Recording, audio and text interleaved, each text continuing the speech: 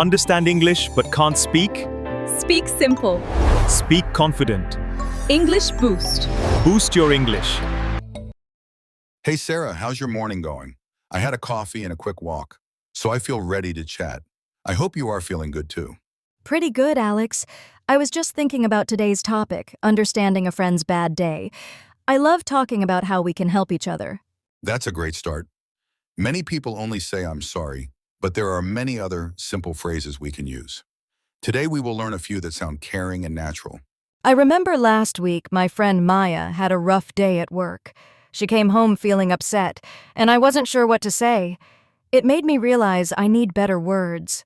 Exactly. And that's why we are talking about it. We will explore phrases like "that sounds tough" or "do you want to talk about it?" They are easy for beginners and sound sincere. By the end of this video, listeners will know 3 new empathy phrases, how to listen actively, and a simple practice dialogue. We'll keep the language slow and clear for beginners. Let's get started. First, let's talk about how we know a friend is having a bad day. They might say, "I feel tired," or they might just be quiet. Recognizing the signs is the first step, right, Sarah? Yes, Alex, I agree. A simple observation like "I notice you seem quiet" can show we care. It also opens the door for them to share more if they want. But here's what's really interesting. The word sorry can sometimes feel like we are just saying a formality. It doesn't always show we understand the feeling. What do you think, Sarah?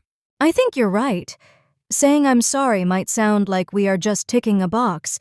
That's why we need alternatives that match the emotion, like "that sounds tough." Exactly. And what's more, a phrase like "that sounds tough" validates their experience. It says, "I hear you and I care." It's a small change that makes a big difference. Here's a simple example. Your friend says, "I had a terrible meeting." You could reply, "That sounds tough," and then pause. The pause shows you are listening. What most people don't realize is that asking a gentle question can help them open up. For instance, "Do you want to talk about it?" It invites conversation without pressure. I love that question, Alex. It's easy to remember, and it shows we respect their space. If they say no, we can simply say, "I'm here whenever you need me." And that's just the beginning of our phrase, toolbox. Another helpful line is, "I can imagine that must be hard." It adds empathy and shows we are trying to feel what they feel. Yes, and we can also use simple listening cues like "I see," "I hear you," or "I understand." These short phrases let the speaker know we are present. They don't need to be long. Here's where it gets fascinating. Body language matters too. A nod, a gentle smile, or a pause can say more than words. It reinforces the empathy we are trying to show. Speaking of which, I once sat with a friend who was crying and I just said, "I'm here for you," and I didn't say much else. The silence felt safe. Sometimes less is more. That's a great point, Sarah. It reminds me of a study that showed people feel more comforted when they hear simple, sincere phrases rather than long speeches. Simplicity is key for beginners too. Exactly. And for English learners, using short sentences helps them practice pronunciation without feeling overwhelmed. Let's try a quick role play. Sure, I'll be the friend having a bad day. I say I missed my bus and I was late for work. Your turn, Sarah.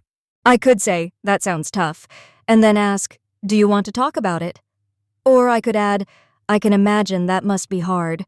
Both are simple and kind. Great. And notice how the pause after "that sounds tough" lets you think. It shows you are really listening. That pause is a powerful tool. What most people don't realize is that you can also reflect feelings back. For example, I might say, "It sounds like you felt frustrated." That mirrors their emotion. And that's a perfect bridge to deeper conversation. If they feel heard, they may share more details. Then you can respond with empathy, like "I'm glad you told me." But here's what's really interesting. You don't have to force the conversation. If they say, "I don't want to talk," you can simply say, "I understand and that's okay." Exactly, Alex. Sarah, respecting their boundaries shows respect. It also builds trust for future talks. Haha, I meant to say exactly, Sarah. Respecting boundaries is a big part of empathy. It's a simple idea with a big impact. Here's where it gets fascinating. We can practice these phrases in daily life. When a coworker looks upset, try saying "that sounds tough." It's a small habit that grows confidence. I tried that yesterday with my sister. She was sad about her exam results, and I said, I can imagine that must be hard. She smiled and thanked me. It felt good to help. That's a wonderful example, Sarah. It shows how a simple phrase can change the mood.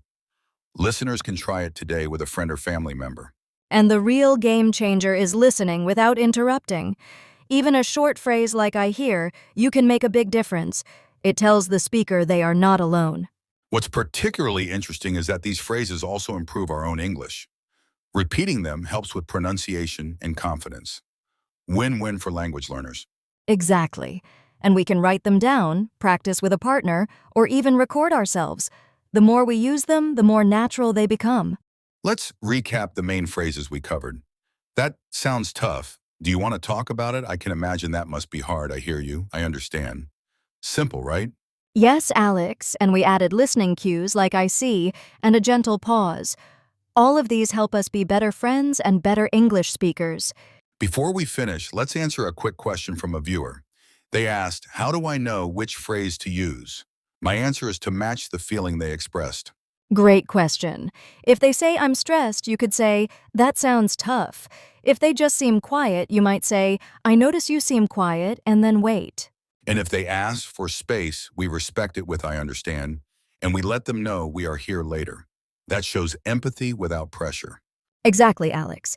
The key is to stay genuine and listen. The words are tools, but the heart behind them matters most. That's a perfect way to end the main part. Listeners now have a toolbox of simple, caring phrases and the confidence to use them. Ready for the outro, Sarah? Absolutely, Alex. Let's wrap up with a quick takeaway and a call to action. Remember, the most important thing is to listen and show you care. Use one of the new phrases we practiced today and notice the difference. If you liked this video, please give it a thumbs up and subscribe for more easy English lessons. Share your own empathy phrase in the comments. We love hearing from you. Next week, we will talk about how to give good advice without sounding pushy. It will be another fun, simple conversation. Until then, keep practicing, stay kind, and enjoy your English journey. Thanks for listening, and see you soon. Goodbye, everyone. Take care and have a wonderful day. Bye.